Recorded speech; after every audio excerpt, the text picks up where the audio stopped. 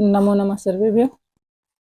मैं आपकी संस्कृत शिक्षिका आपके लिए एक नया टॉपिक लेके आई हूँ, जो है आज का टॉपिक धातु परिचय। तो आप सभी समझ रहे होंगे कि धातु परिचय क्या होता है।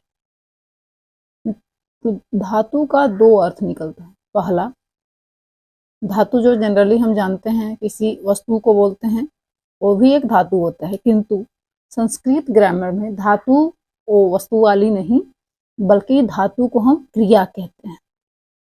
धातु को हम क्रिया कहते हैं। क्रिया को संस्कृत में धातु कहा जाता है, और हम पढ़ रहे हैं संस्कृत ग्रामर, तो उसके अकॉर्डिंग ही पढ़ेंगे।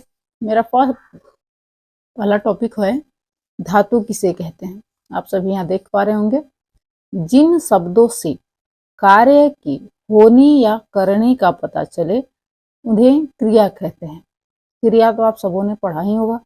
क्रिया मीन्स समय, जो हम एक्टिविटी करते हैं एक समय में, वो क्या कहता है, काम के होने या करने, या तो हम उस काम को करेंगे या तो काम होगा। ऐसी चीजें जो होंगी, ऐसी गतिविधियां, उसको क्या कहेंगे हम, क्रिया। एक क्लियर हो चुका है। अब आज मैं आप लोगों के लिए कुछ डेली यूज के धातुओं के नाम लेकर आई हूँ, क्रियाओं के नाम लेकर आई हूँ। मुझे ऐसा लगता है कि जब तक हम संस्कृत टू हिंदी याद नहीं कर लेंगे, तब तक हम उस चीज़ को बारे में पकड़ नहीं पाएंगे। जैसे हमें इंग्लिश टू हिंदी याद होता है या हिंदी टू इंग्लिश याद होता है, तब जाके हम अच्छे से उस चीज़ को ट्रांसलेट कर पाते हैं, बिना झिझक हम उसको बोल पाते हैं। इसी तरीके से संस्कृत टू हिंदी भी हमें जानना जरूरी है, तभी हम अपने एक्टिविटी को संस्कृत में कन्वर्ट कर सकते हैं। देखिए, ये कुछ एग्जाम्पल्स हैं। जैसे वध, मैंने पहला टॉपिक लिखा, मैंने पहले धातु का नाम लिखा है, वो है वध। वध को हम बोलते हैं बोलना। वध का हिंदी क्या होगा, बोलना। खाद का खाना।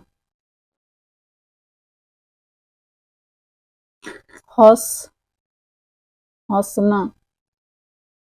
धाव दौड़ना।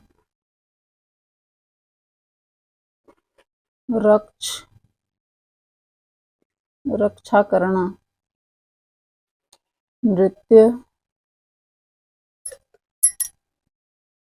नृत्य करना।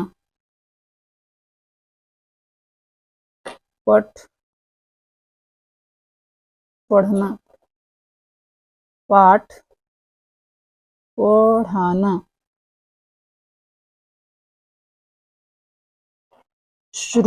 शुरू मीन्स सुनना।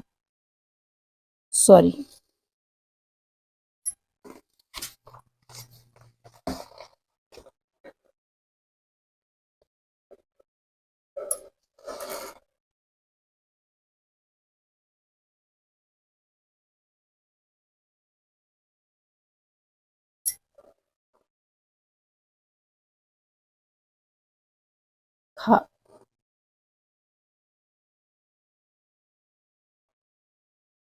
बद मीन्स बोलना। खाद मीन्स खाना।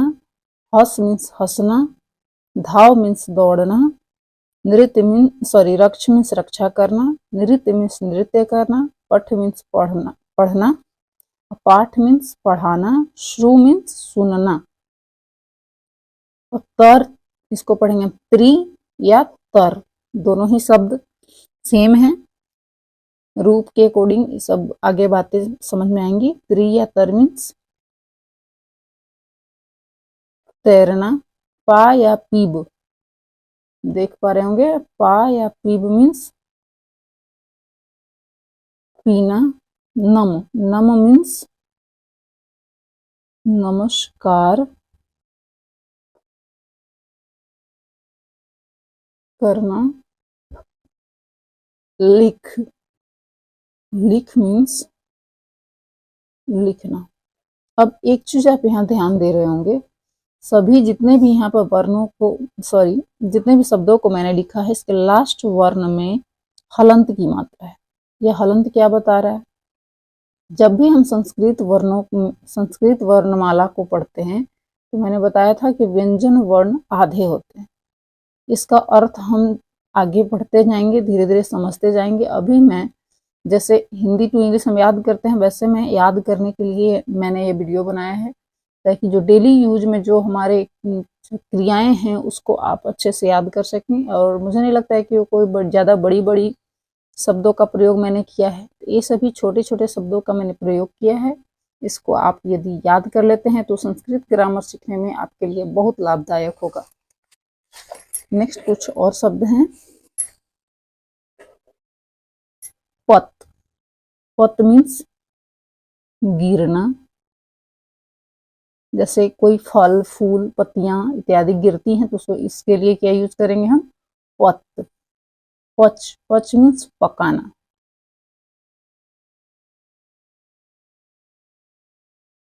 मैंने अक्सर बच्चों की कॉपीज में देखा है कि पच मीन्स बच्चे लिख देते हैं पचाना।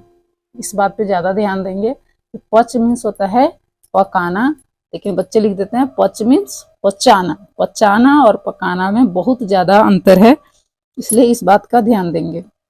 और दूसरा नेक्स्ट हमारा वर्ड है दृश्य और पश्य। दृश्यापश्य मीन्स तो होगा हिंदी अर्थ देखना। लास्ट आगच, आगच मीन्स आना। गच मीन्स जाना और आगच मीन्स आना।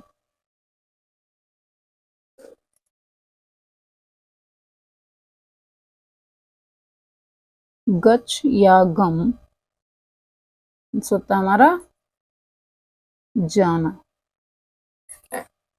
ठीक है, डेली यूज में आने वाले कुछ धातुओं के नाम मैंने आपको दिया। आप इसके अनुसार जो जनरली यूज होने वाले शब्द हैं वो आप याद कर सकते हैं। अब दूसरी पॉइंट इसमें आता है कि जैसे हम वचन पढ़े थे, लिंग पढ़े थे हम लोगों ने, तो उसमें हमने देखा था कि उसे एक वचन द्विवचन बहुवचन होता है उसका। ठीक उसी प्रकार इसमें भी हमारे वचन के अकॉर्डिंग चलते हैं। एक है तो एक वचन, दो है तो द्विवचन और बहुत सारे हैं तो बहुवचन। ठीक उसी प्रकार इसको भी हम समझेंगे, लेकिन इससे पहले हमें लकार का भी नॉलेज होना चाहिए। लकार मीन्स समय, जिसको हम काल बोलते हैं। नेक्स्ट क्लास में मैं आपको काल के बारे में बताऊंगी। थोड़ा सा हम इसके बारे में समझ लेते हैं। जैसे एक मैं यहाँ से एग्जाम्पल लेती हूँ, कोई भी खाद का लेते हैं, कैसे बनेगा? खाद।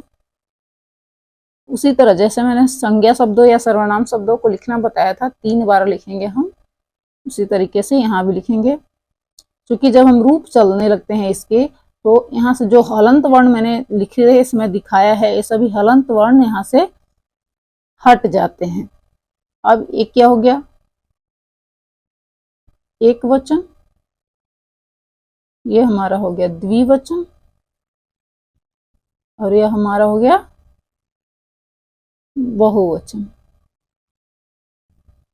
यहाँ भी पुरुष होते हैं, पुरुष के बारे में भी मैं बताऊंगी।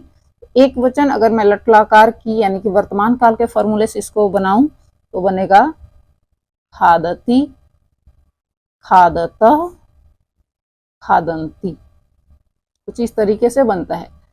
तो सर्वप्रथम आप सभी धातुओं के नाम याद करेंगे, उसके बाद इसको यूज करना मैं सिखाऊंगी। धीरे धीरे हम छोटे छोटे सेंटेंसेस बनाएंगे। उसके बाद मैं यह वादा कर सकती हूँ आपसे कि अगर नियमित रूप से आप मेरी कक्षा को ज्वाइन कर मतलब लगातार पढ़ते रहते हैं, तो मुझे नहीं लगता संस्कृत सीखना और उसको बोलना और पढ़ना ज़्यादा तकलीफ होगी उसमें आपको। आप प्रॉपर तरीके से मेरी क्लास को ज्वाइन किए रहिए और संस्कृत सीखते रहिए हमारे साथ। आज का टॉपिक कंप्लीट। धन्यवाद, मिलते हैं अगले टॉपिक के साथ।